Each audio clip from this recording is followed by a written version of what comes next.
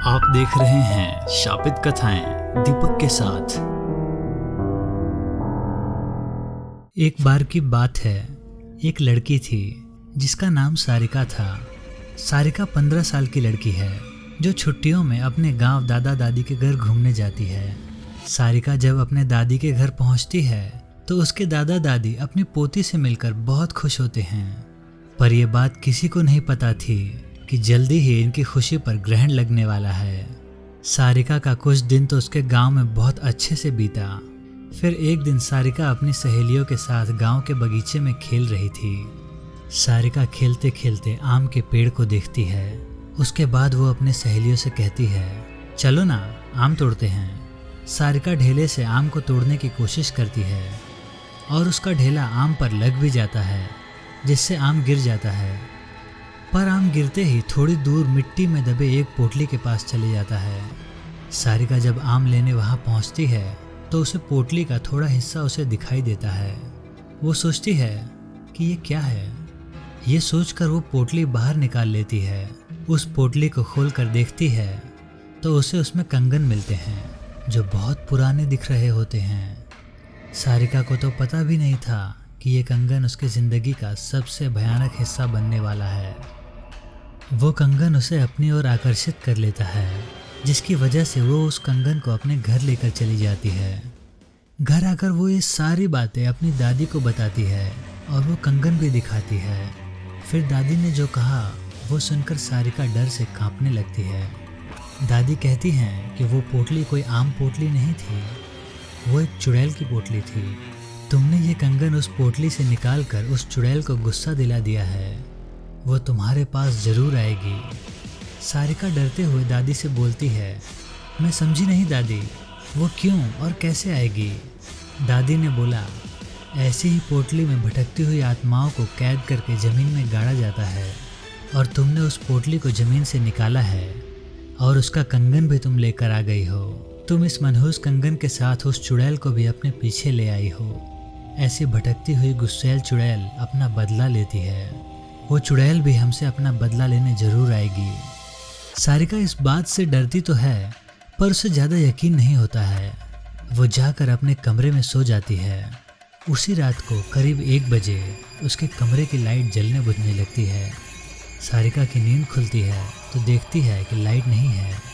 वो अपने बिस्तर के बगल रखे टेबल पर पानी पीने के लिए मुड़ती है।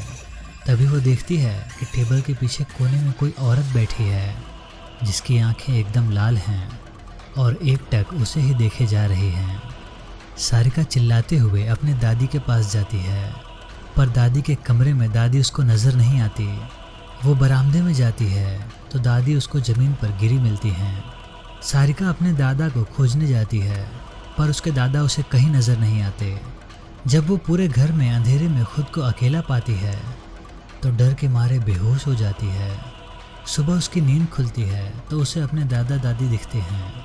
वो अपने दादी को सारी कहानी बीते रात की बताती है।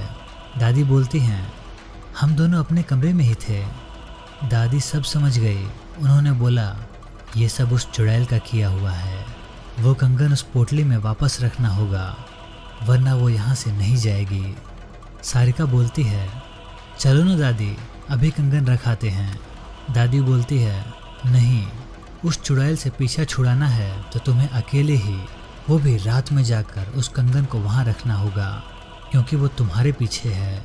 सारिका हिम्मत करके कहती है, ठीक है मैं जाऊँगी। दादी ने बोला, ये सब वो चुड़ैल इतनी आसानी से नहीं करने देगी। इसलिए दादी ने उसे रात में जाने से पहले एक मंत्रों से युक्त ताबीज उसके हाथ पर बांध दिया। अब सारिका रात होने के बाद अकेले बगीचे की तरफ निकलती है। थोड़ी देर बाद उसे किसी के रोने की आवाज़ सुनाई देती है, पर दादी ने कहा था वो चुड़ैल तुम्हें अपनी तरफ आकर्षित करेगी। तुम उसकी तरफ ध्यान मत देना, वरना वो तुम्हें अपने कब्जे में कर लेगी। एक बार उसने तुम्हें अपने कब्जे में कर लिया तो फिर कोई कुछ नहीं कर पाएगा, वो तुम्हें मार भी सकती है। सारिका इस बात का ध्यान रखते हुए ईयरफोन लगा लेती है और गाना सुनते हुए चलने लगती है। तभी कुछ दूर जाने पर उसका मोबाइल काम करना बंद कर देता है। फिर भी वो चलती रहती है और उस पोटली के पास पहुंच जाती है। तभी उसे महसूस होता है कि पीछे कोई खड़ा है।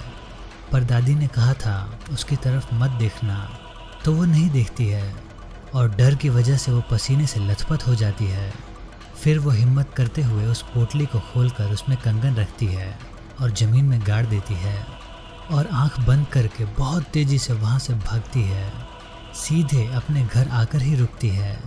चुड़ैल से तो उसका पीछा छूट जाता है, पर वो इतनी डर जाती है कि दूसरे दिन ही वापस शहर अपने मम्मी पापा के पास चली जाती है।